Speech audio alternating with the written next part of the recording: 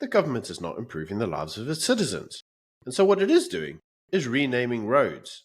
Because you see, a renamed road shows an improved life. So this is coming from Johannesburg, where I stay, where William Nicol, which is one of the main roads in Johannesburg, has been changed from William Nicol to Winnie Mandela Drive. And let me be honest with you, it is a bit of a shambles. I mean, this is the actual ceremony, and I think it's emblematic of the entire ANC regime. The paint is already peeling, the sign is skew, and basically the entire area around the so-called renaming ceremony is full of trash. You can't say it's created jobs. You can't say that it's improved the lives of the citizens. So what exactly can it say that it's done?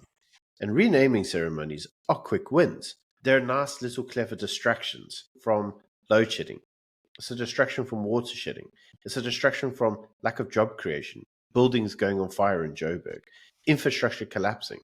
It's a lovely little distraction. Nkosazana Dlamini Zuma is on the record as saying that changing the names of places improves service delivery. In essence, the ANC has nothing to show for 30 years of rule other than a few stadiums which FIFA built, let's be honest, and some name changes of things that they themselves didn't actually build. As free-thinking, nationalist people of South Africa, we should welcome these name changes because the previous regime was one thing, the current regime is something else entirely. I'm sure that there are a lot of people who may have supported the previous regime who are looking at the current regime and saying, this is not the South Africa that I know. But now it will be the South Africa that you know because the ANC is actually just taking what they haven't built, putting a fresh coat of paint terribly on it, and therefore naming it as their own. And I think it's just something that symbolizes the current ANC regime extremely well. So therefore, we should change the names of basically everything. And you know, it was the ANC themselves that came out yesterday saying, you need to be a little bit careful about using the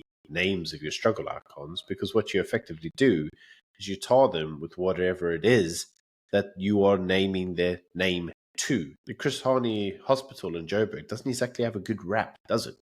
No one's going to look at the Chris Hani Hospital and go, oh, Chris Hani was a good guy, because they understand that the name is deeply tied with the location of the hospital. And here we have another example of Winnie Mandela. At least we forget that Winnie Mandela's hometown was renamed to Winnie Mandela, and that hometown is still a shithole. So what are we saying about Winnie Mandela?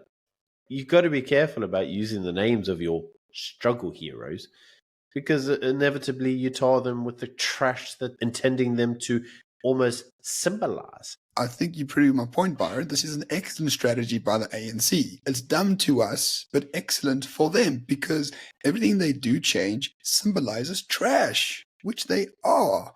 But a point that I want to make is they're changing the names of all these famous, roads and airports and things. But funny enough, they're not changing the names of several towns in South Africa. So these names I can't actually mention, but I'll put them up on the screen for you. And, just let me know if you find a theme running through the names of any of these particular towns around South Africa, which, by the way, the names you see right in front of you are still the towns' names. It's funny the ANC doesn't want to change the names of these particular towns or farms, but they will change the name of like an airport. It's almost like they don't actually give a shit. I mean, this is really what Joburg is to the vast majority of people. You can change the names all you want, but it doesn't hide the fact.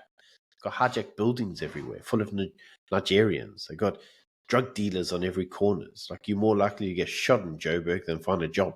It's like I can't eat a signpost, but I can eat some jobs. How about create them? But these are genuine names of towns around the country. But you know what those towns don't carry? They don't carry big voter bases. They don't carry big virtue signaling. They don't carry big historical diversionary tactics. That's why they're not concentrated on, because they mean nothing in the political sense. So anyway, I think, Byron, you are making my points for me. We should change the name of absolutely everything in South Africa to symbolize the regime of the ANC, and therefore one shouldn't try to defend previous names of things that used to work before. Now we should support the names of things that are broken once again, because, as I keep saying in this video, it deeply symbolizes the current ANC regime. And when your primary motive is to change names of things, mate, you got nothing to offer to anyone. It's the last kick of a dying horse. Please don't feel upset. You may look at this and you may have known that this drive was there for some time, and maybe you're even rather fond of seeing it on the billboards. Maybe you feel it's taking your culture and appropriating it. I don't know. Insert reasons why you might be upset. Do not be upset by this. Let them have it. Let the ANC have it. Let them call it whatever they want. But it doesn't change the status quo.